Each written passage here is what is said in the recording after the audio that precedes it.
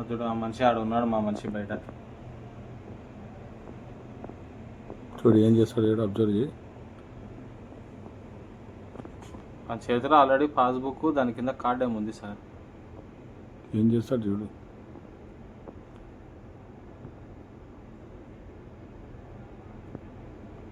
అతనే బ్యాంకులోకి కూడా వచ్చినట్లేదు చూడాలా. బ్యాంకులోకి వచ్చి ఒకవేళ ఎవరైనా అకౌంట్ ఏమన్నా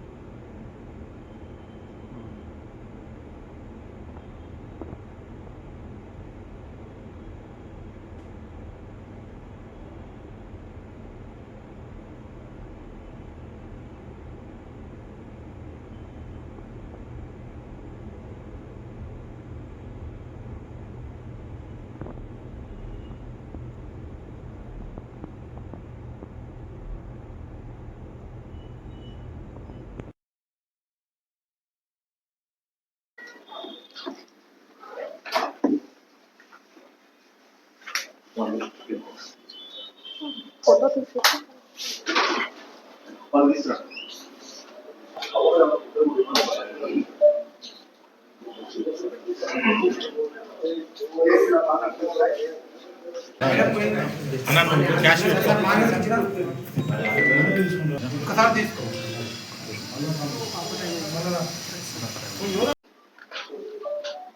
అందరికీ నమస్కారం.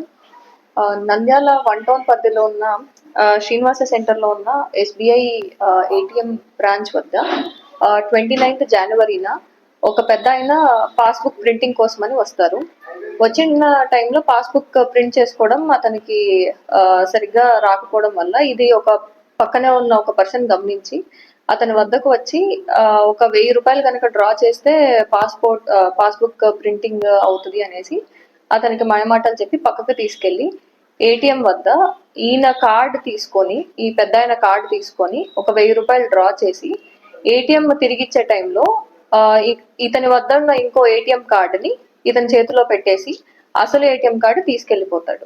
తీసుకెళ్లిపోయిన తర్వాత ఆ ATM కార్డు నుంచి ఒక 1.24 lakh వరకు విత్డ్రా చేసేస్తారు. ఇది గమనించుకున్న ఈ పెద్ద ఆయన పోలీస్ స్టేషన్కి వచ్చి కంప్లైంట్ ఇస్తారు.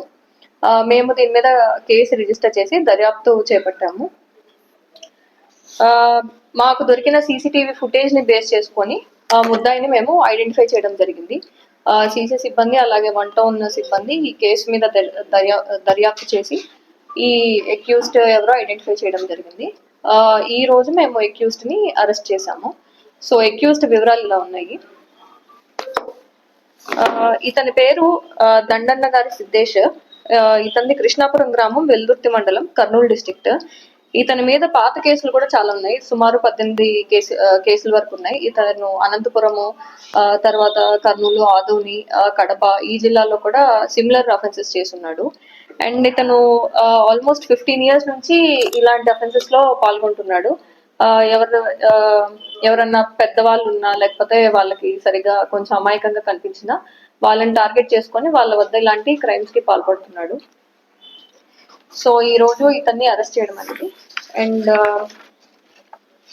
సో ఈ కేసుని తొందరగా చాలా చాకచక్యంగా దర్యాప్తు చేపట్టి అక్యూజ్ ని ఐడెంటిఫై చేసిన 1 టౌన్ సిఐ గారు సుధాకర్ రెడ్డి గారు, అలాగే సిసిఐ సురేష్ గారు మరియు వారి సిబ్బందిని ఎస్పీ సార్ చాలా ప్రత్యేకంగా అభినందించారు. అండ్ ప్రజలందరికీ ఒక విజ్ఞప్తి, ఏటీఎంల వద్దకు వెళ్ళినప్పుడు కొన్ని జాగ్రత్తలు పాటించవలసి ఉంటుంది. ఫస్ట్, మీ ఏటీఎం కార్డ్ని ఎవరికి ఇవ్వకూడదు, తెలియని వాళ్ళకి ఎవరికి కూడా.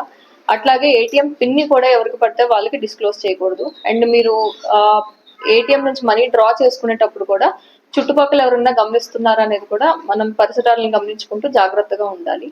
సో అండ్ ఎస్పెషల్లీ పెద్దవాళ్ళు అండ్ కొంచెం ఎవరన్నా తెలియని వాళ్ళు ఉంటే వాళ్ళు చాలా జాగ్రత్తగా ఉండి ఏటీఎం వద్ద మనీ డ్రా చేసేటప్పుడు జాగ్రత్తలు పాటించాలి అనుకోవచ్చు.